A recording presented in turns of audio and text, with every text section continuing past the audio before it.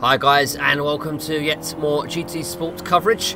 So for this video we'll be taking part in a qualifying session at the famous and iconic Nürburgring Nordschleife circuit.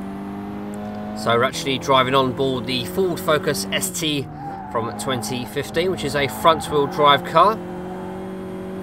Now for this video I thought I would disable all the assists, so you know, the stability management, the traction control, the ABS, everything is actually turned off.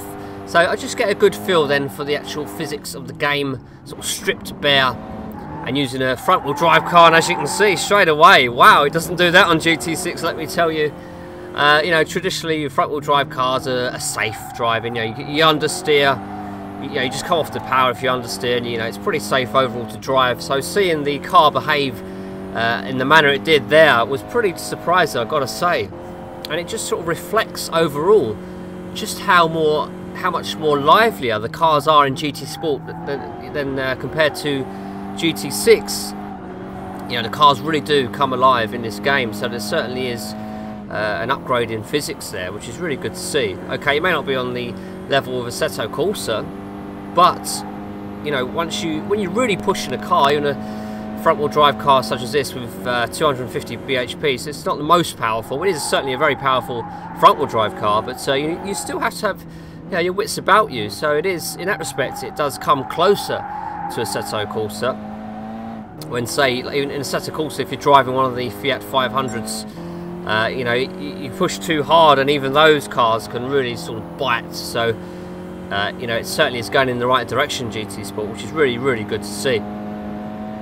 So we're coming up to about the 2-minute mark now on this fantastic circuit. This is a circuit I do really enjoy coming to. You know, it's a circuit that I came to a lot in GT5 and GT6. So fantastic stuff for me personally. I love hot lapping around the Nordschleife. And I've got to say, during this session, there were a couple of moments where I felt, wow, this almost feels real. You know, it looks fantastic. When you got that tunnel vision, you're staring at the track ahead of you, you're sort of in the zone. It was just a couple of moments where I thought, goodness me, this feels really good. But then, you know, when you sort of get out of the zone and you look at the whole picture of the environment, you see those trees and those trees. I know it's a very, you know, it's still early in development, I guess. Well, kind of early in development. It's still a beta. I was taken out of that experience just by looking at the trees. The trees for me just look, well, pretty horrible actually. I don't know what it is. Is it the shading? Is it the fact that the same tree is repeated often? It's probably a combination of the two. It just took me out of that sort of experience that I had, you know, when I had the sort of tunnel vision, just staring at the track, which felt so real, you know, on occasion. So there is a lot of work to do visually in terms of the trees. But overall, you know, fantastic circuit. There are one or two several very subtle changes with this version of the Nürburgring compared to, say, GT6. So, you know, those with eagle eyes will spot those. I'm not going to mention what they are because they are very subtle, and it would actually be quite hard to explain. But things like, okay, I'll give one example. Near the carousel, there are slightly different changes to the edges of the track, which reflect the real-world track. So GT6 did take one or two shortcuts, and you know, fans of Nürburgring will spot these little changes, which is all good to see. It just brings the track closer to the actual real-world thing. So it does, you know, again, it's just one of those areas that's good to see. You know, a lot of people may not notice it, but it's there, which is great. So the Ford Focus ST from 2015. This is one of the N300 cars, which is the lowest category class in GT Sport. There's only 3 categories in GT Sport. So you've got the N300, which this car belongs to. You've got the the Group 3, which is basically a GT3, and then you've got the Group 4, which is basically a GT4. So the N300 class tends to be around 250 to 300 bhp mark.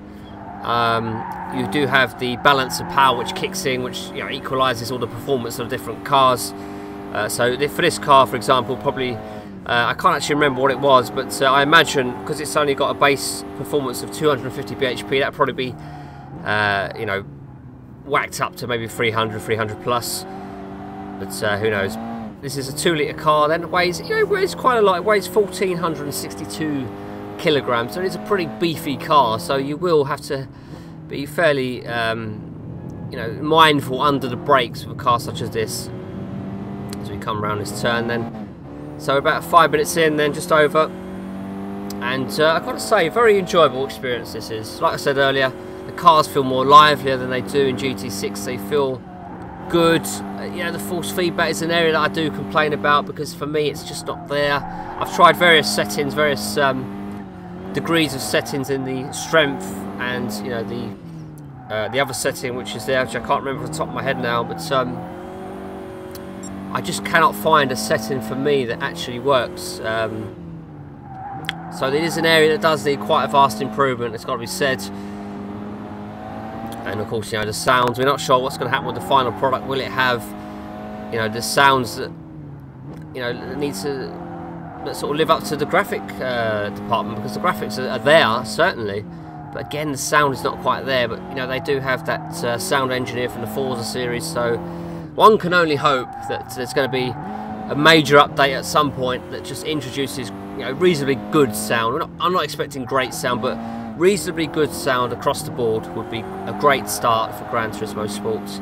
And, you know, if they can improve on it in the future, of course, then we're going in the right direction. That's all we can ask for, really. We can ask for improvements, and hopefully we'll get those. Of course, damage again is another major component. We haven't seen proper damage yet. We've seen scrapes, bodywork scrapes. We haven't seen any mechanical damage. So once they implement that, that will certainly add hugely to the whole experience. It really will change things up. So, you know, it's all ifs and buts at this moment. We just don't know what we're going to get with Gran Turismo Sport. It certainly has potential. There's no doubt about it. It has potential. But at the moment, we're just seeing a glimpse, really, of GT Sports. Well, I hope we are, at least. And you know, in the future, we'll see it all come together. Hopefully, so we'll have the layers of sound coming. We'll have the damage coming. More stable servers. You know, hopefully if it all comes together, it certainly does have good potential to be a racing game on the consoles that people can flock to get that sort of online racing experience that's going to be solid. And if it can do that, well, in my eyes, GT Sport will be a success. If it can't do that, then ultimately I guess it's a bit of a failure, but I'm hoping for the success route, because as I say, it does have that potential. So we're coming round now to the sort of about 1.3 mile long straight that the Nürburgring has, so you really get to stretch the car's legs here. So we're looking at probably, I usually time it about a minute from this point on for the lap time, so we're looking at a sort of just under the 9-minute mark, which is okay in a car such as this. You know, I was pushing, but I wasn't pushing my hardest, but just getting used to the game really with no assists. You know, overall it felt good. The cars felt lively. You know, you had to be mindful of your braking, of your power, you know, especially with the ABS off. You can't be too aggressive on the brakes. You can't be too aggressive, of course, out of the turns using this car. And oh, look at this, bit of a slide going on, massive opposite lock moment, somehow managing to keep it, just about managing to keep it on the grey stuff, most of the way at least. But we're coming round now to finish the lap on Nürburgring. We're going to have more on GT Sport, of course, coming very shortly, so do look out for that. So that's it for now. Thanks for watching. Well, how do you like it? Makes me feel